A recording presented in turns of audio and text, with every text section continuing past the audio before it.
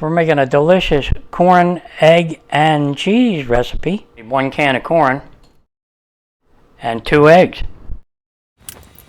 Beat that up in there a little bit. Cornstarch, mildly hot green peppers, yellow onion, green onions, some chopped ham. Mix that up. Salt. Corn mixture here that's really good. And we'll put that right in there. We'll spread that out a little. Put our cheese on there. Now we'll just add a little bit more ham on top.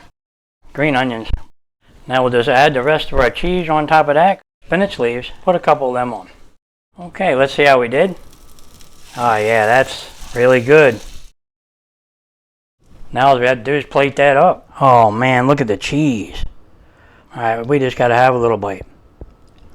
Oh yeah.